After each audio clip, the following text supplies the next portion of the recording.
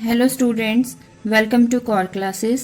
Students, आज हम आपके लिए लेकर आए हैं एमटीई के रिगार्डिंग कुछ रिवीजन और इम्पॉर्टेंट क्वेश्चंस।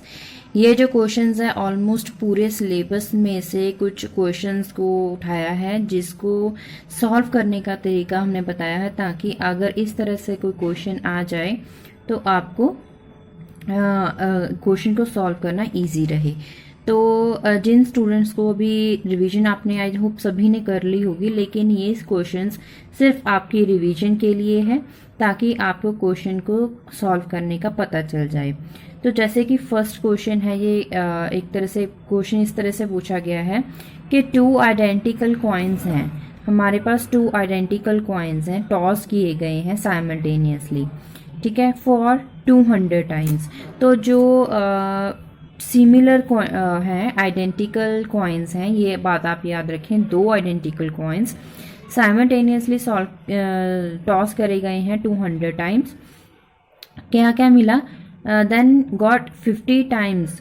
टू हेड आए हैं 50 टाइम्स, टू टेल्स आई है 55 टाइम्स, 55 टाइम्स, ठीक है। Two head and two tail, one head and one tail आई है 90 टाइम्स, ठीक है।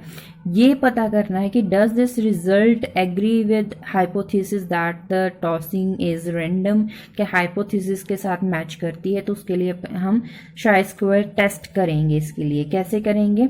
हम दो कॉइन्स हमें बताए गए हैं, तो हम लेट कर लेंगे coin A and coin B, ठीक है। तो यहाँ पे दो कॉइन्स की बात है, तो कितनी पॉसिबिलिटीज हो सकती हैं? 4। ऐसा भी हो सकता है कि दोनों बार हेड आए, ऐसा हो सकता है कि दोनों बार टेल आए। थर्ड क्या पॉसिबिलिटी हो सकती है कि एक कॉइन का हेड आए, दूसरे कॉइन का टेल। फिर क्या हो सकता है? फोर्थ की एक कॉइन का टेल आए, दूसरे का हेड आए, ठीक है। ए का हेड, बी का टेल, ए का टेल, बी का हेड, ओके। अब मैं आपको एक बात यहाँ पे बता दूं, दोनों कॉइन्स के हेड आ सकते हैं, दोनों कॉइन्स के टेल्स आ सकते हैं, लेकिन एक कॉइन का हेड आया, दूसरे का टेल आया। अभी इन दोनों केसेस में थर्ड और फोर्थ पॉसिबिलिटीज को हम अगर सोचें, क्योंकि कॉइन्स आइडेंटिकल हैं आइडेंटिकल मतलब अगर 1 रुपए का कॉइन है तो दूसरा भी 1 ही रुपए का कॉइन है, दोनों आइडेंटिकल हैं। अगर आइडेंटिकल हैं तो इन दोनों पॉसिबिलिटीज को एक पॉसिबिलिटीज ही मान के चलेंगे। लेकिन अगर हम टॉस कह रहे हैं कि ये रैंडम है, तो प्रोबेबिलिटी 1/4 होगी, ये तो सभी को पता है। अभी अभी जो मैंने बात करी कि दोनों को एक ही माना जाएगा, तो वो पॉसिबिलिटी क्या हो जाएगी? 1/4 + 1/4 दैट इज हाफ हो जाएगी। अब हम देखते हैं कि एक्सपेक्टेड फ्रीक्वेंसी क्या हो सकती है, दो टेल्स की क्या हो सकती है, क्या हो सकती है? Probability, okay. पॉसिबिलिटी जो प्रोबेबिलिटी होगी वो इनटू कितने कितनी बार टॉस करे गए हैं? 200 टाइम्स। तो दोनों टाइम अगर हेड आए, तो क्या हो जाएगा? 1/4, टोटल टाइम 200। दोनों बार टेल आए तो वो पॉसिबिलिटी क्या हो सकती है? 1/4 200। हेड प्लस टेल, अभी ए का हेड है, दूसरे का टेल है, किसका है? ये ए की पॉसिबिलिटी मानेंगे, तो दैट इज हाफ। अभी जो हमने निकाली थी, हाफ इंटू कितने टाइम वो टॉस करा गया, तो ये हमने तीनों निकाल ली। ये हम अभी टेबल क्या है? ऑब्जर्व वैल्यू है। ऑब्जर्व मतलब कि ओ, जो कि हमें क्वेश्चन में दी गई है। 50 टाइम हेड आया, 55 टाइम टेल आया, हमने निकाली 50, 50, 100, ओके। उसके बाद ये ओ माइनस ई करेंगे, ओ माइनस ई, 55 माइनस 55, 55 माइनस 55, 90 माइनस 100 माइनस 10। उसका स्क्वायर कर देंगे, स्क्वायर कर दिया उसके बाद उससे डिवाइड करेंगे ई के साथ, जो वैल्यूज आई वो हमने लिख ली, ओके। अब इसके बाद हम क्या करेंगे? एक्स स्क्वायर फाइंड आउट करेंगे, that is summation of O minus E square upon E. तो ये करने के लिए हमने टेबल सॉल्व करा था, क्योंकि हमें ई चाहिए, वो हमने निकाला। ओ माइनस ई का स्क्वायर चाहिए, इसके लिए हमने ओ माइनस ई करा, फिर उसका स्क्वायर करा। अब उसे समेशन का मतलब सभी वैल्यूज को प्लस कर दे, दैट इज 2.0। अब डिग्रीज ऑफ फ्रीडम क्या होगी? Degrees of freedom that is 3, क्योंकि वेरिएबल्स कितने हैं? 3 - 1, 3 पॉसिबिलिटीज, 3 - 1 इज इक्वल टू 2। तो 2.0 आई थी। 2.0 जो हमारी वैल्यू होती है प्रोबेबिलिटी की, दैट इज 0.05 हाइपोथेसिस के अकॉर्डिंग। अगर 0.05 के से बड़ी आ रही है वैल्यू, तो इसका मतलब है हाइपोथेसिस एक्सेप्ट हो जाएगा। अगर आपका जो आंसर है, क्वेश्चन क्योंकि सेम नहीं आएगा एग्जाम में, अगर क्वेश्चन आपका इसकी बजाय इसकी वैल्यू जो है आपकी 0.05 से कम आती है, 0.03, 0.02, तो हाइपोथेसिस एक्सेप्ट नहीं होगा। नेक्स्ट क्वेश्चन है, साइकोलॉजिस्ट है, उसने मेजर करी हैं, कुछ वैल्यूज मेजर करी हैं। ये आपको क्या करना है, an unbiased estimate of the population, estimate population standard deviation. अब ये क्या है, इसको हम कैसे सॉल्व करेंगे। अनबाइज्ड के लिए जितनी वैल्यूज है सारी का समेशन डिवाइड बाय 6, एक तरह से मीन ले लो। एस्टिमेट करना है पॉपुलेशन का, तो हमें क्या करना होगा, स्टैंडर्ड डेविएशन। स्टैंडर्ड डेविएशन का फॉर्मूला क्या होता है, x minus X bar by square bye n का रूट। अब ये सारी टर्म्स क्या होती हैं, x क्या होता है, x बार क्या होता है, मीन। x क्या होता है, जितनी आपको वैल्यूज दी गई, जैसे कि यहाँ पे 0.53, ये सारी values x1, x2, x3। x क्या हो जाएगी, सभी का सम। अब समेशन है, इन सभी वैल्यूज का प्लस कर देंगे। n क्या है, कितनी वैल्यूज है, 1 2 3 4 5 6 वैल्यूज है, तो यहाँ पे 6 के साथ डिवाइड कर दिया, आंसर आ गया। उसके बाद स्टैंडर्ड डेविएशन करने के लिए क्या करोगे, x माइनस एक्स बार, x क्या है अभी, x1, x2, x3, x4, जितने भी हैं x6 तक, माइनस जो ये मीन की वैल्यू है, देखिए यहाँ पे मीन, ठीक है, और उसका फिर whole square divide by n, उसका रूट सॉल्व करेंगे, ठीक है। अब इसके बाद अगला question, a packet contains seeds, 4 grades हैं A B C D, और ग्रेड्स क्या, अब क्या दिया गया है कि percentage of 4 grades of the seeds which generate are respectively 30, 50, 40, 20, ठीक है। Packet contains the 4 grades of seeds in the proportion, कौन कौन सी कितनी प्रोपोर्शन है, 1:2:3:4। A seed is taken from the packet, अभी रैंडमली एक उठा लिया गया है एंड प्लांट कर दिया गया है, ठीक है। If it germinates what are the probabilities that it would be from A, from B, from C, from D, एक तरह की प्रोबेबिलिटी हो जाएगी, ठीक है। अभी हम क्या करेंगे, इवेंट्स करेंगे। अगर ग्रेड ए है तो एच ए ले लेंगे, बी के लिए एच बी, सी के लिए एच सी, ए लेट कर लिया, जर्मिनेशन के लिए जी। अभी प्रोबेबिलिटी ऑफ एच ए क्या होगी, एक सीड अगर निकाला गया है, टोटल इसमें से कितने सीड्स थे, टोटल कितने सीड्स थे, आउट ऑफ 10 1/10। अभी बी के लिए कितने देखेंगे, बी के लिए, अभी बी का प्रोपोर्शन देखिए, ए के लिए क्या था, 1, ठीक है, टोटल कितना था, 1 + 2 + 3 + 4 दैट इज 10। बी के लिए क्या होगा, अभी बी की वैल्यू क्या है, 2 डिवाइड बाय 1 + 2 + 3 + 4, ठीक है। सी की प्रोबेबिलिटी क्या होगी, 3 डिवाइड बाय 1 + 2 + 3 + 4 दैट इज 10। ऐसे ही फोर्थ के लिए, ठीक है। अब G bye H A probability solve कर लें, ये तो आपको सभी को फॉर्मूले आते हैं। Probability that a germinate seed is from A, अगर ए से हमें प्रोबेबिलिटी फाइंड आउट करनी है तो उसके लिए फॉर्मूला क्या होगा, probability of H A, probability of G by H A divided by सारी की सारी प्रोबेबिलिटीज। अगर बी के लिए निकालेंगे तो यहाँ बी आ जाएगा, बाकी नीचे सेम रहेगा। सी के लिए फाइंड करना तो यहाँ पे सी आएगा, ऊपर सी की वैल्यूज आएंगी, नीचे सारा सेम रहेगा। डी के लिए फाइंड करना तो ऊपर डी की वैल्यूज आएंगी, नीचे सारा सेम रहेगा। बाकी मल्टीप्लाई, डिवाइड, प्लस, माइनस, वही तो सबको आपको करना आता ही है, मैंने सिर्फ वही किया है इसमें भी, इसलिए मैंने डायरेक्ट लिख दिया, ठीक है। Next question, the number of heart beat per minutes of a person admitted hospital, अभी उसके नंबर ऑफ हार्ट बीट्स दिए गए हैं। Calculate mean with class interval, पहले क्लास इंटरवल के साथ करेंगे, उसके बाद कंपेयर करो this data with value of mean. अब नंबर ऑफ हार्ट बीट जो है इसको क्लास इसकी बना लेते हैं, 75 to 76। देखिए यहाँ पे 78, टोटल 82, सबसे बड़ी वैल्यू आई थिंक यहाँ पे 82 ही है, तो 82 मैक्सिमम लेंगे।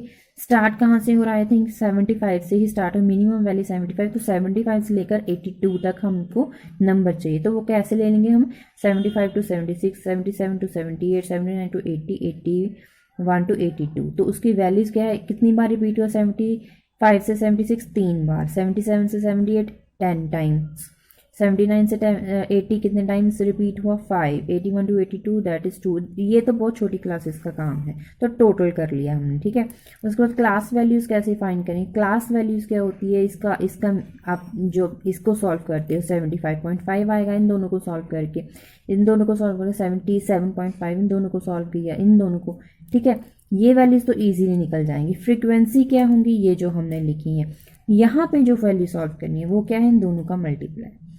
ज़रूरी नहीं है कि आपको 2 टेबल बनाने हैं, आई थिंक आप एक ही टेबल बनाइए, दैट इज़ सफिशिएंट। पहले तो मीन वैल्यू निकालनी है। मीन वैल्यू क्या निकाली, इसको डिवाइड बाय टोटल, इन दोनों को डिवाइड करके, ठीक है।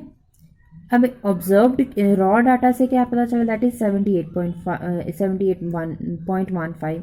तो कंपेयर हो गया ना यहाँ पे, कंपेयर, ठीक है। नेक्स्ट है, इसके बाद हम करते हैं next question. This is very simple. Differential equation solve करनी है। अब डिफरेंशियल इक्वेशन किस टाइप की है पहले तो वो देख लें। अब इसको सॉल्व करने के लीनियर है। सबसे पहले तो ये देखो कि ये लीनियर है या नहीं। ये लीनियर है तो इसका मतलब क्या है, हमें dy अपॉन dx को का कॉफिशिएंट 1 करना होगा सबसे पहले। तो हमने क्या करा, ये कॉफिशिएंट 1 कैसे होगा, अगर हम पूरी इक्वेशन को यहाँ पे अगर हम cos x के साथ इसको डिवाइड कर दे तो यहाँ पे 1 आ जाएगा, ठीक है। यहाँ पे डिवाइड करोगे तो पूरी इक्वेशन में करना पड़ेगा। तो divide the whole equation with cos x, यहाँ पे क्या जाएगा, sine by cos that is 10, 1 by cos that is secant. अब कंपेयर करना होगा इसे इस इक्वेशन के साथ। पर्टिकुलर इंटेग्रल हम बाद में सॉल्व करेंगे, ठीक है। यहाँ पे इसके साथ अगर कंपेयर करेंगे, P x value Q x value हमारे पास आ गई। ये हमने क्यों करना, क्योंकि हमें पर्टिकुलर इंटेग्रल सॉल्व करना है। वो क्या होता है, exponential function integral of P D x. P value क्या है, टेंजेंट, ठीक है। इसका इंटेग्रेशन क्या होता है, second, log of second x, ठीक है। ई लॉग क्या होता है 1, तो आंसर आ गया सेकेंड। अभी इसको, सॉरी ये पर्टिकुलर इंटेग्रल नहीं है, ठीक है, ये सी एफ है। अब इसको फैक्टर है ये, तो इस फैक्टर को भी मल्टीप्लाई करेंगे हम इक्वेशन नंबर ऊपर वाली इक्वेशन के साथ जो क्वेश्चन में थी, ठीक है। अब इस पूरी के साथ मल्टीप्लाई कर दी। उसके बाद इसको सॉल्व करेंगे। कैसे सॉल्व करेंगे, क्योंकि हमें इसका इंटेग्रेशन करना है। ये जो फॉर्मूला है कौन सा बनता है, देखिए, secant into D Y D X plus secant tangent Y is equal to secant square X. ये क्या बन रहा है, u into derivative of v, ठीक है, v into derivative of u का डेरिवेटिव क्या था, secant X into tangent X, ठीक है। ये u इंटू वी बन रहा है तो that is u into V. अब integration both side, y second X का, अब विद रिस्पेक्ट टू एक्स कर रहे हैं तो y तो कांस्टेंट रहेगा। सेकेंड एक्स का करोगे, ठीक है, सेकेंड एक्स का, सेकेंड स्क्वायर एक्स का करोगे तो क्या आ जाएगा, टेंजेंट एक्स प्लस सी। अब सेकेंड एक्स को इस तरफ क्या कर दो आप, क्योंकि D Y upon D X है तो यहाँ पे ये एज इट इज रहेगा, ठीक है, ये वैल्यू एज इट इज रह जाएगी। सेकेंड स्क्वायर एक्स का इंटीग्रेशन टेंजेंट एक्स प्लस सी। तो अब इसको y की वैल्यू सॉल्व करें, क्योंकि आंसर में y इज इक्वल टू होता है हमेशा आंसर में, तो जितनी भी टर्म्स है सारी राइट हैंड साइड ले जाइए। टेंजेंट अपॉन सेकेंड एक्स को थोड़ा सा सॉल्व कर लेते हैं। Sine, tangent is sine upon cos, secant is 1 upon cos, तो कैंसल आउट हो गए दोनों। 1 अपॉन सेकेंड क्या होता है, कॉस, तो ये आंसर आ गया। इसके बाद very easy, F dash X निकालना है। वो कैसे निकालते हैं, that is D Y upon D X of this, D Y upon D X, D upon D X, this is Y value, F X की वैल्यू वाई, ये। अब इसकी वैल्यू यहाँ पे सब्स्टिट्यूट कर दी। अभी डी अपॉन डी एक्स इस पे तीनों पे लगेगा, डिफ्रेंशिएशन तीनों पे होगा। अभी ये कांस्टेंट है बाहर निकाली, एक्स स्क्वायर का डिफ्रेंशिएशन होता है 2x plus 5 as it is, this is पार 1/2, ठीक है, ये पार है 1/2, तो क्या हो जाएगी, पार आगे आ जाएगी 1/2 एज इट इज, ठीक है, और 1/2 माइनस 1 तो -1/2, मतलब कि इस रूट का डिफ्रेंशिएशन का अगर आपको फॉर्मूला आता है, आपने +2 में सीखा है, तो ये मुझे बताने की ज़रूरत नहीं पड़ेगी कि कैसे आया।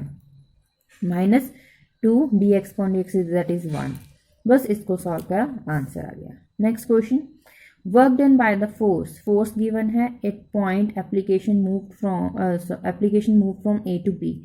हमें क्या फाइंड करना है, वर्क डन फाइंड करने के लिए क्या होगा, that is F force into displacement. अब डिस्प्लेसमेंट तो अभी हमें पता नहीं है, डिस्प्लेसमेंट ओरिजिन से हुई है ए की और बी की, तो डिस्प्लेसमेंट ओ ए की क्या हो जाएगी, इसका आई दैट इज यहाँ से 1 minus 2j minus 2k cap, ठीक है। बी की क्या हो जाएगी 3i cap plus j cap plus k cap. अभी डिस्प्लेसमेंट क्या होगी b माइनस ए, माइनस कर लिया, i को माइनस i से करा, j को j के साथ माइनस करा, k को k के साथ माइनस करा। वर्क डन क्या है, सिंपली इसको मल्टीप्लाई कर दो। अब मल्टीप्लाई करते हैं क्योंकि यहाँ पे डॉट प्रोडक्ट है, तो i कैप के साथ मल्टीप्लाई होगा, j कैप के साथ मल्टीप्लाई होगा, k कैप, बाकी सारी वैल्यूज जीरो हो जाती हैं। तो सिंपली आपको क्या करना है, i टर्म्स को मल्टीप्लाई, i को i के साथ multiply, that is 5 into 2 10, i cap dot I cap that is 1, इसीलिए यहाँ पे क्या आ गया 10 minus 2 into 3 6, j dot j that is 1 plus 3 into 3 9, k dot k that is 1, बस प्लस माइनस। अभी ऑब्टेन करो इस वैल्यू को, n और r, ये फैक्टोरियल है। 5 n की वैल्यू 5 है, r की वैल्यू 2 है, सब्स्टिट्यूट कर दी, 5 माइनस 2 क्या होता है 3। अब फैक्टोरियल क्या होता है, 5 है ना, तो यहाँ से डिक्रीज टर्म लेके जाते हैं 1 तक मल्टीप्लाई करते हैं। अगर यहाँ पे 6 होता तो हम करते 6 into 5 into 4 into 3 into 2 into 1। अगर 7 होता तो करते 7 into 6 into 5 into 4 into 3 into 2 into 1। अब यहाँ पे 5 फैक्टोरियल है तो वो कैसे सॉल्व होगा, 5 into 4 into 3 into 2 into 1, 2 factorial 2 into 1, 1 तक लेके जाएंगे। 5 माइनस 2 क्या होता है 3, तो 3 इंटू 2 इंटू 1। अब वो बाकी सिर्फ यहाँ पे कैंसिल आउट, जो कैंसिल होती है टर्म ये कैंसिल हो गई, 2 1 2 2 2 का 4 5 to the 10, that is answer, very easy. इसके बाद next question, find the area of triangle A B C. तो इन कोऑर्डिनेट्स को मान लेते हैं x1 y1 x2 y2 x3 y3। Area क्या होता है वो आप याद रख लें, एरिया का फॉर्मूला 1/2, पहले आप लिख लो x1 plus x2 plus x3, ऐसे लिख लो, ठीक है। अगर यहाँ पे x1 है तो कोई भी y की टर्म 1 वाली नहीं आएगी, y2 minus y3, y3 minus y1, y1 minus y2, बस सब्स्टिट्यूट कर दें, आंसर आ जाएगा। अभी मल्टीप्लाई प्लस जो भी करा है उसको सॉल्व करने के बाद देखिए एरिया माइनस, एरिया कभी भी माइनस नहीं होता है तो माइनस साइन हटाएं, जो आंसर है उसके पीछे यूनिट्स लगा दें। वेरी इजी, सिर्फ आपको ये फॉर्मूला आना चाहिए, वो मैंने आपको बता दिया। ट्रिक क्या है, 1/2 लिख लें, x1 plus x2 plus x3 लिख लें, और x1 है तो यहाँ पे y की टर्म कोई भी 1 वाली नहीं आएगी, तो कौन सी बची y2 माइनस y3। फिर यहाँ पे 3 से खत्म हुआ, 3 से शुरू कर दें, y3 माइनस y1, y1 पर खत्म हुआ y1 माइनस y2, ठीक है। 2 3 1 2 3 2 3 1 3 1 2, ओके, वेरी इजी। इसके बाद बायनोमियल थ्योरम, वेरी इंपॉर्टेंट, इसका सिर्फ आपको फॉर्मूला आना चाहिए। x, this is x term, this is y term, this is n is equals to 7। तो फॉर्मूला याद रखें, सबसे पहले क्या होगा, NC0 कॉम्बिनेशन 2x, मतलब x की पावर n हो जाएगी, दैट इज 2x की पावर 7। उसके बाद y की पावर 0 5 की power 0 that is 1 plus NC1 x की पावर n माइनस 1 मतलब कि 6। जो यहाँ से सिर्फ ये याद रखें, बाकी देखिए 7 एज इट इज रहेगा, ये इंक्रीज होता जाएगा जब तक 7 ना आ जाए, n ना आ जाए, n मतलब 7 ना आ जाए।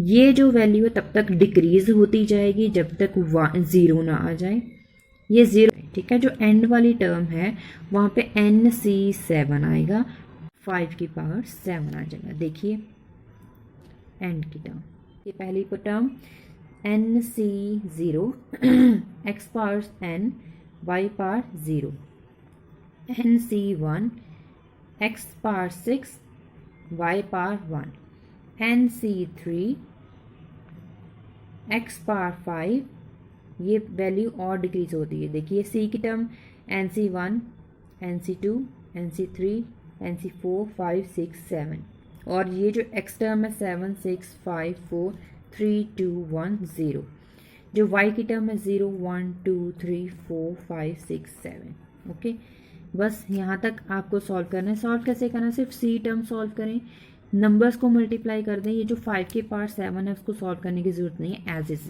एज इट इज़ लिख दें, क्योंकि बड़ी टर्म है, इतना सॉल्व करने की ज़रूरत नहीं होती है। तो गाइज MTE 3 के जितने भी इंपॉर्टेंट क्वेश्चंस हो सकते हैं पूरे सिलेबस में से हमने आपको बताए।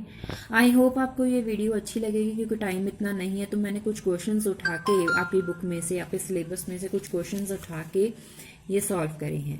तो बाकी वीडियोस भी जल्दी ही अपलोड करेंगे, PHE 02 अभी अपलोड कर दूंगी, और तब तक आप इन क्वेश्चंस को सॉल्व कर लीजिए। Thank you.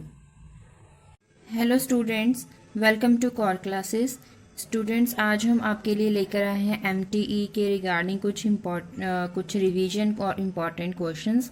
ये जो क्वेश्चंस है ऑलमोस्ट पूरे सिलेबस में से कुछ क्वेश्चंस को उठाया है, जिसको सॉल्व करने का तरीका हमने बताया है, ताकि अगर इस तरह से कोई क्वेश्चन आ जाए तो आपको क्वेश्चन को सॉल्व करना इजी रहे। तो जिन स्टूडेंट्स को अभी रिवीजन आपने आई होप सभी ने कर ली होगी, लेकिन ये क्वेश्चंस सिर्फ आपकी रिवीजन के लिए है, ताकि आपको क्वेश्चन को सॉल्व करने का पता चल जाए। तो जैसे कि फर्स्ट क्वेश्चन है, ये एक तरह से क्वेश्चन इस तरह से पूछा गया है कि 2 आइडेंटिकल कॉइन्स हैं, हमारे पास 2 आइडेंटिकल कॉइन्स हैं, टॉस किए गए हैं साइमल्टेनियसली, ठीक है, फॉर 200 टाइम्स। तो जो सिमिलर हैं, आइडेंटिकल कॉइन्स हैं, ये बात आप याद रखें, 2 आइडेंटिकल कॉइन्स साइमल्टेनियसली टॉस करे गए हैं 200 टाइम्स। क्या क्या मिला, देन गॉट 50 टाइम्स, 2 हेड आए हैं 50 टाइम्स, 2 टेल्स आई है 55 टाइम्स, 55 टाइम्स, ठीक है, 2 head and 2 tail, 1 head and 1 tail आई है 90 टाइम्स, ठीक है।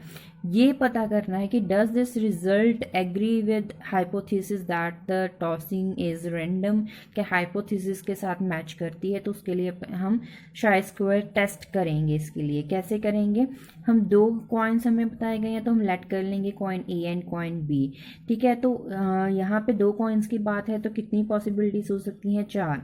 ऐसा भी हो सकता है कि दोनों बार हेड आए, ऐसा हो सकता है कि दोनों बार टेल आए। थर्ड क्या पॉसिबिलिटी हो सकती है कि एक कॉइन का हेड आए, दूसरे कॉइन का टेल।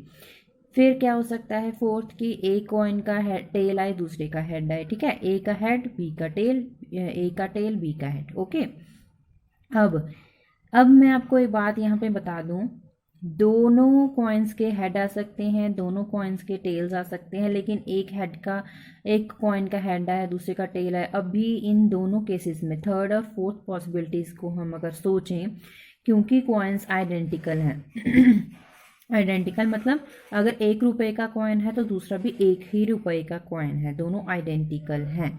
अगर आइडेंटिकल हैं तो इन दोनों पॉसिबिलिटीज़ को एक पॉसिबिलिटीज़ ही मान के चलेंगे। लेकिन अगर हम टॉस कह रहे हैं कि ये रैंडम है, तो प्रोबेबिलिटी 1/4 होगी, ये तो सभी को पता है। अभी जो मैंने बात करी कि दोनों को एक ही माना जाएगा, तो वो पॉसिबिलिटी क्या हो जाएगी, 1/4 + 1/4 दैट इज़ हाफ हो जाएगी। अब हम देखते हैं कि एक्सपेक्टेड फ्रीक्वेंसी क्या हो सकती है, 2 टेल्स की क्या हो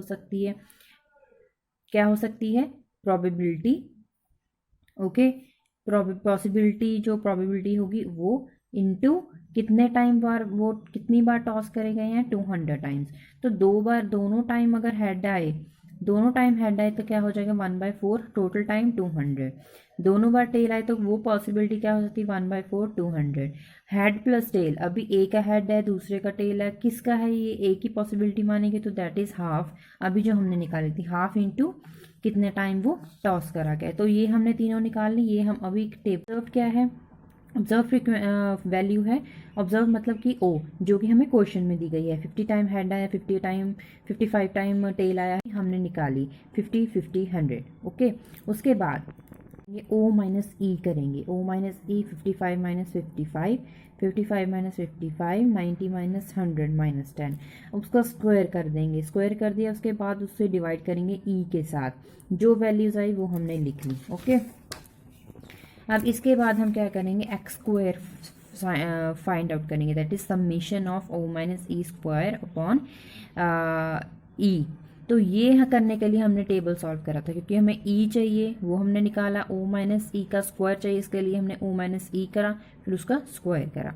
अब उसे समीशन का मतलब सभी वैल्यूज को प्लस कर दे, दैट इज 2.0। अब डिग्रीज ऑफ फ्रीडम क्या होगी, degrees of freedom that is 3, क्योंकि वेरिएबल्स कितने हैं 3, 3 minus 1, 3 possibilities, 3 minus 1 is equals to 2। तो 2.0 आई थी, 2.0 जो हमारी वैल्यू होती है प्रोबेबिलिटी की दैट इज 0.05 हाइपोथेसिस के अकॉर्डिंग। अगर 0.05 के से बड़ी आ रही है वैल्यू तो इसका मतलब है हाइपोथेसिस एक्सेप्ट हो जाएगा। अगर आपका जो आंसर है, क्वेश्चन क्योंकि सेम नहीं आएगा एग्जाम में, अगर क्वेश्चन आपका इसकी बजाय इसकी वैल्यू जो है आपकी 0.05 से कम आती है, 0.03, 0.02, तो हाइपोथेसिस एक्सेप्ट नहीं होगा। नेक्स्ट क्वेश्चन है, साइकोलॉजिस्ट है, उसने मेजर करी हैं, कुछ वैल्यूज़ मेजर करी हैं। ये आपको क्या करना है, an unbiased estimate of the population, estimate population standard division. अब ये क्या है, इसको हम कैसे सॉल्व करेंगे। अनबाइस्ड के लिए जितनी वैल्यूज है सारी का समेशन डिवाइड बाय 6, एक तरह से मीन ले लो। एस्टिमेट करना है पॉपुलेशन का तो हमें क्या करना होगा, स्टैंडर्ड डिवीजन। स्टैंडर्ड डिवीजन का फॉर्मूला क्या होता है, X minus X bar by square by N का रूट। अब ये सारी टर्म्स क्या होती हैं, एक्स क्या होता है, एक्स बार क्या होता है मीन, एक्स क्या होता है जितनी आपको वैल्यूज दी गई, जैसे कि यहाँ पे 0.53, ये सारी values x, x1 x2 x3, x क्या हो जाएगी सभी का सम। अब समेशन है, इन सभी वैल्यूज का प्लस कर देंगे। एन क्या है, कितनी वैल्यूज है, 1 2 3 4 5 6 वैल्यूज हैं, तो यहाँ पे 6 के साथ डिवाइड कर दिया, आंसर आ गया। उसके बाद स्टैंडर्ड डिवीजन करने के लिए क्या करोगे, x माइनस एक्स बार, x क्या है अभी, x1 x2 x3 x4 जितने भी हैं x6 तक, माइनस जो ये मीन की वैल्यू है, देखिए यहाँ पे मीन, ठीक है, और उसका फिर whole square divide by n, उसका रूट सॉल्व करेंगे, ठीक है। अब इसके बाद अगला question, a packet contains seeds, 4 grades हैं A B C D, और ग्रेड्स क्या, अब क्या दिया गया है कि percentage of 4 grades of the seeds which generate are respectively 30 50 40 20, ठीक है। Packet contains the 4 grades of seeds in the proportion, कौन कौन सी कितनी प्रोपोर्शन है, 1:2:3:4। A seed is taken from the packet, अभी रेंडमली एक उठा लिया गया है एंड प्लांट कर दिया गया है, ठीक है। If it germinates what are the probabilities that it would be from A, from B, from C, from D, एक तरह की प्रोबेबिलिटी हो जाएगी, ठीक है। अभी हम क्या करेंगे, इवेंट्स करेंगे। अगर ग्रेड ए है तो एच ए ले लेंगे, बी के लिए एच बी, सी के लिए एच सी, ए लेट कर लिया, जर्मिनेशन के लिए जी। अभी प्रोबेबिलिटी ऑफ एच ए क्या होगी, एक सीड अगर निकाला गया है, टोटल इसमें से कितने सीड्स थे, टोटल कितने सीड्स थे, आउट ऑफ 10 1/10। अभी बी के लिए कितने देखेंगे, बी के लिए अभी बी का प्रोपोर्शन देखिए, ए के लिए क्या था 1 1, ठीक है, टोटल कितना था 1 + 2 + 3 + 4 दैट इज 10। बी के लिए क्या होगा, अभी बी की वैल्यू क्या है 2 डिवाइड बाय 1 + 2 + 3 + 4, ठीक है। सी की प्रोबेबिलिटी क्या होगी 3 डिवाइड बाय 1 + 2 + 3 + 4 दैट इज 10। ऐसे ही फोर्थ के लिए, ठीक है। अब G bye H A probability solve कर लें, ये तो आपको सभी को फॉर्मूले आते हैं। Probability that a germinate seed is from A, अगर ए से हमें प्रोबेबिलिटी फाइंड आउट करनी है तो उसके लिए फॉर्मूला क्या होगा, probability of H A, probability of G by H A divided by सारी की सारी प्रोबेबिलिटीज। अगर बी के लिए निकालेंगे तो यहाँ बी आ जाएगा, बाकी नीचे सेम रहेगा। सी के लिए फाइंड करना तो यहाँ पे सी आएगा, ऊपर सी की वैल्यूज आएंगी, नीचे सारा सेम रहेगा। डी के लिए फाइंड करना तो ऊपर डी की वैल्यूज आएंगी, नीचे सारा सेम रहेगा। बाकी मल्टीप्लाई डिवाइड प्लस माइनस वही तो सबको आपको करना आता ही है, मैंने सिर्फ वही किया है इसमें भी, इसलिए मैंने डायरेक्ट लिख दिया, ठीक है। Next question, the number of heart beat per minutes of a person admitted hospital, अभी उसके नंबर ऑफ हार्ट बीट्स दिए गए हैं। Calculate mean with class interval, पहले क्लास इंटरवल के साथ करेंगे, उसके बाद कंपेयर करो this data with value of mean. अब नंबर ऑफ हार्ट बीट जो है इसको क्लास इसकी बना लेते हैं 75 टू 76। देखिए यहाँ पे 78 टोटल 82, सबसे बड़ी वैल्यू आई थिंक यहाँ पे 82 ही है, तो 82 मैक्सिमम लेंगे। स्टार्ट कहाँ से हो रहा है? आई थिंक 75 से ही स्टार्ट हो, मिनिमम वैल्यू 75, तो 75 से लेकर 82 तक हमको नंबर चाहिए। तो वो कैसे ले लेंगे हम? 75 टू 76, 77 टू 78, 79 टू 80, 81 टू 82। तो उसकी वैल्यूज़ क्या है, कितनी बार रिपीट हुआ? 75 से 76 3 बार, 77 से 78 10 टाइम्स, 79 से 80 कितने टाइम्स रिपीट हुआ? 5, 81 टू 82 दैट इज़ 2। ये तो बहुत छोटी क्लासेस का काम है, तो टोटल कर लिया हमने, ठीक है। उसके बाद क्लास वैल्यूज़ कैसे फाइंड करें? क्लास वैल्यूज़ क्या होती है? इसका आप जो इसको सॉल्व करते हो 75.5 आएगा इन दोनों को सॉल्व करके, इन दोनों को सॉल्व करके 77.5, इन दोनों को सॉल्व किया, इन दोनों को, ठीक है। ये वैल्यूज़ तो ईजीली निकल जाएंगी। फ्रीक्वेंसी क्या होंगी? ये जो हमने लिखी है, यहाँ पे जो वैल्यू सॉल्व करनी है वो क्या है? इन दोनों का मल्टीप्लाई। ज़रूरी नहीं है कि आपको 2 टेबल बनाने हैं, आई थिंक आप एक ही टेबल बनाइए, दैट इज़ सफिशिएंट। पहले तो मीन वैल्यू निकालनी है। मीन वैल्यू क्या निकाली? इसको डिवाइड बाय टोटल, इन दोनों को डिवाइड करके, ठीक है। अब ऑब्जर्व्ड रॉ डाटा से क्या पता चला? दैट इज 78.15, तो कंपेयर हो गया ना यहाँ पे, कंपेयर, ठीक है। नेक्स्ट है, इसके बाद हम करते हैं next question. This is very simple. Differential equation solve करनी है। अब डिफरेंशियल इक्वेशन किस टाइप की है पहले तो वो देख लें। अब इसको सॉल्व करने के लीनियर है, सबसे पहले तो ये देखो कि ये लीनियर है या नहीं। ये लीनियर है तो इसका मतलब क्या है? हमें D Y upon D X को का कॉफिशिएंट 1 करना होगा सबसे पहले। तो हमने क्या करा, ये कॉफिशिएंट 1 कैसे होगा? अगर हम पूरी इक्वेशन को यहाँ पे अगर हम कॉस एक्स के साथ इसको डिवाइड कर दे तो यहाँ पे 1 आ जाएगा, ठीक है। यहाँ पे डिवाइड करोगे तो पूरी इक्वेशन में करना पड़ेगा, तो divide the whole equation with cos X. यहाँ पे क्या आ जाएगा? Sine by cos that is 10, 1 by cos that is secant. अब कंपेयर करना होगा इसे इस इक्वेशन के साथ। पर्टिकुलर इंटेग्रल हम बाद में सॉल्व करेंगे, ठीक है। यहाँ पे इसके साथ अगर कंपेयर करेंगे, P x value Q x value हमारे पास आ गई। ये हमने क्यों करा? क्योंकि हमें पर्टिकुलर इंटेग्रल सॉल्व करना है। वो क्या होता है? Exponential function integral of P D x. P value क्या है? टेंजेंट, ठीक है। इसका इंटेग्रेशन क्या होता है? Second, log of second x, ठीक है। ई लॉग क्या होता है? 1, तो आंसर आ गया सेकेंड। अभी इसको, सॉरी ये पर्टिकुलर इंटेग्रल नहीं है, ठीक है, ये सी एफ है। अब इसको फैक्टर है ये, तो इस फैक्टर को भी मल्टीप्लाई करेंगे हम इक्वेशन नंबर ऊपर वाली इक्वेशन के साथ जो क्वेश्चन में थी, ठीक है। अब इस पूरी के साथ मल्टीप्लाई कर दी। उसके बाद इसको सॉल्व करेंगे। कैसे सॉल्व करेंगे? क्योंकि हमें इसका इंटेग्रेशन करना है। ये जो फॉर्मूला है कौन सा बनता है? देखिए, secant into D Y D X plus secant tangent Y is equal to secant square X. ये क्या बन रहा है? u into derivative of v, ठीक है, v into derivative of u का डेरिवेटिव क्या था? Secant X into tangent X, ठीक है। ये u इंटू वी बन रहा है तो that is u into V. अब integration both side, y second X का, अब विद रिस्पेक्ट टू एक्स कर रहे हैं तो y तो कांस्टेंट रहेगा। सेकेंड एक्स का करोगे, ठीक है, सेकेंड एक्स का सेकेंड स्क्वायर एक्स का करोगे तो क्या आ जाएगा? टेंजेंट एक्स प्लस सी। अब सेकेंड एक्स को इस तरफ क्या कर दो आप, क्योंकि D Y upon D X है तो यहाँ पे ये एज इट इज़ रहेगा, ठीक है, ये वैल्यू एज इट इज़ रह जाएगी। सेकेंड स्क्वायर एक्स का इंटीग्रेशन टेंजेंट एक्स प्लस सी। तो अब इसको y की वैल्यू सॉल्व करें, क्योंकि आंसर में y इज इक्वल्स टू होता है हमेशा आंसर में, तो जितनी भी टर्म्स है सारी राइट हैंड साइड ले जाइए। टेंजेंट अपॉन सेकेंड एक्स को थोड़ा सा सॉल्व कर लेते हैं। Sine, tangent is sine upon cos, secant is 1 upon cos, तो कैंसिल आउट हो गए दोनों। 1 अपॉन सेकेंड क्या होता है? कॉस, तो ये आंसर आ गया। इसके बाद very easy, F dash X निकालना है। वो कैसे निकालते हैं?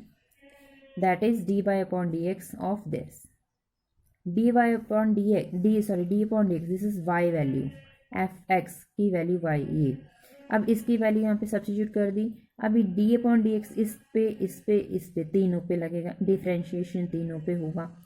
अभी ये कांस्टेंट है, बाहर निकाली, एक्स स्क्वायर का डिफ्रेंशिएशन होता है 2x plus 5 as it is, this is पार 1/2। ठीक है, ये पार है 1/2, तो क्या हो जाएगी, पार आगे आ जाएगी 1/2 एज इट इज़। ठीक है, और 1/2 -1 तो -1/2, मतलब कि रूट का डिफ्रेंशिएशन का अगर आपको फॉर्मूला आता है, आपने +2 में सीखा है, तो ये मुझे बताने की ज़रूरत नहीं पड़ेगी कि कैसे आया। -2 dx upon dx that is 1, बस इसको सॉल्व करा, आंसर आ गया। Next question, work done by the force given है at point application move from A to B. हमें क्या फाइंड करना है, वर्क डन फाइंड करने के लिए क्या होगा, that is F force into displacement. अब डिस्प्लेसमेंट तो अभी हमें पता नहीं है, डिस्प्लेसमेंट ओरिजिन से हुई है ए की और बी की, तो डिस्प्लेसमेंट ओ ए की क्या हो जाएगी, इसका आई दैट इज यहाँ से 1 -2j -2k कैप। ठीक है, बी की क्या हो जाएगी 3i cap plus j cap plus k cap. अभी डिस्प्लेसमेंट क्या होगी, b माइनस ए, माइनस कर लिया, i को -i से करा, j को j के साथ माइनस करा, k को k के साथ माइनस करा। वर्क डन क्या है, सिंपली इसको मल्टीप्लाई कर दो। अब मल्टीप्लाई करते हैं क्योंकि यहाँ पे डॉट प्रोडक्ट है, तो i कैप के साथ मल्टीप्लाई होगा, j कैप के साथ मल्टीप्लाई होगा, k कैप, बाकी सारी वैल्यूज 0 हो जाती हैं। तो सिंपली आपको क्या करना है, i टर्म्स को मल्टीप्लाई, i को i के साथ multiply, that is 5 × 2 10, i cap dot i cap that is 1, इसीलिए यहाँ पे क्या गया 10 minus 2 × 3 6, j dot j that is 1 plus 3 × 3 9, k dot k that is 1, बस प्लस माइनस। अभी ऑब्टेन करो इस वैल्यू को, n और r, ये फैक्टोरियल है। 5 n की वैल्यू 5 है, r की वैल्यू 2 है, सब्स्टिट्यूट कर दी, 5 - 2 क्या होता है 3। अब फैक्टोरियल क्या होता है, 5 है ना, तो यहाँ से डिक्रीज टर्म लेके जाते हैं 1 तक मल्टीप्लाई करते हैं। अगर यहाँ पे 6 होता तो हम करते 6 × 5 × 4 × 3 × 2 × 1। अगर 7 होता तो करते 7 × 6 × 5 × 4 × 3 × 2 × 1। अब यहाँ पे 5 फैक्टोरियल है तो वो कैसे सॉल्व होगा, 5 × 4 × 3 × 2 × 1, 2 फैक्टोरियल 2 × 1, 1 तक लेके जाएंगे। 5 - 2 क्या होता है 3, तो 3 × 2 × 1। अब वो बाकी सिर्फ यहाँ पे कैंसिल आउट, जो कैंसिल होती हैं टर्म ये कैंसिल हो गई, 2 × 1 = 2, 2 × 2 = 4, 5 × 2 = 10, that is answer, very easy. इसके बाद next question, find the area of triangle ABC। तो इन कोऑर्डिनेट्स को मान लेते हैं x1 y1, x2 y2, x3 y3। Area क्या होता है वो आप याद रख लें, एरिया का फॉर्मूला 1/2, पहले आप लिख लो x1 + x2 + x3, ऐसे लिख लो। ठीक है, अगर यहाँ पे x1 है तो कोई भी y की टर्म 1 वाली नहीं आएगी, y2 - y3, y3 - y1, y1 - y2, बस सब्स्टिट्यूट कर दें, आंसर आ जाएगा। अभी मल्टीप्लाई प्लस जो भी करा है उसको सॉल्व करने के बाद देखिए एरिया माइनस, एरिया कभी भी माइनस नहीं होता, तो माइनस साइन हटाएं, जो आंसर है उसके पीछे यूनिट्स लगा दें।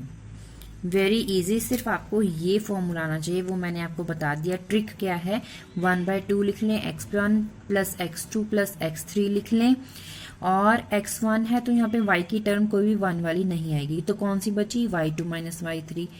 फिर यहाँ पे 3 से ख़त्म हुआ, 3 से शुरू कर दें, y3 - y1, y1 पर ख़त्म हुआ, y1 - y2। ठीक है, 2 3 1 2 3 2 3 1 3 1 2, ओके, वेरी इजी। इसके बाद बायनोमियल थ्योरम, वेरी इंपॉर्टेंट, इसका सिर्फ आपको फॉर्मूला आना चाहिए। x, this is x term, this is y term, this is n = 7। तो फॉर्मूला याद रखें, सबसे पहले क्या होगा, NC0 कॉम्बिनेशन 2x, मतलब x की पावर n हो जाएगी, दैट इज 2x की पावर 7। उसके बाद y की पावर 0 5 की power 0 that is 1 plus NC1 x की पावर n - 1 मतलब कि 6। जो यहाँ से सिर्फ ये याद रखें, बाकी देखिए 7 एज इट इज़ रहेगा, ये इंक्रीज होता जाएगा जब तक 7 ना आ जाए, n ना आ जाए, n मतलब 7 ना आ जाए। ये जो वैल्यू है तब तक डिक्रीज होती जाएगी जब तक 0 ना आ जाए। ये 0, ठीक है। जो एंड वाली टर्म है वहाँ पे NC7 आएगा, 5 की पावर 7 आ जाएगा। देखिए एंड की टर्म, ये पहली term NC0 x power n y power 0, NC1 x power 6 y power 1, NC3 x power 5, ये वैल्यू और डिक्रीज होती है। देखिए C की term NC1, NC2, NC3, NC4, 5, 6, 7, और ये जो x टर्म है 7, 6, 5, 4, 3, 2, 1, 0।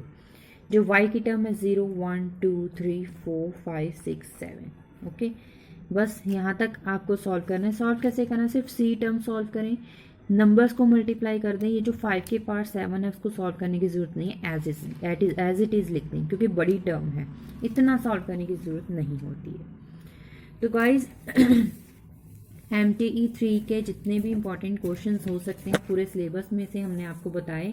आई होप आपको ये वीडियो अच्छी लगेगी, क्योंकि टाइम इतना नहीं है तो मैंने कुछ क्वेश्चंस उठा के आपकी बुक में से, आपके सिलेबस में से कुछ क्वेश्चंस उठा के ये सॉल्व करे हैं। तो बाकी वीडियोस भी जल्दी ही अपलोड करेंगे, PHE 02 अभी अपलोड कर दूंगी, और तब तक आप इन क्वेश्चंस को सॉल्व कर लीजिए। Thank you.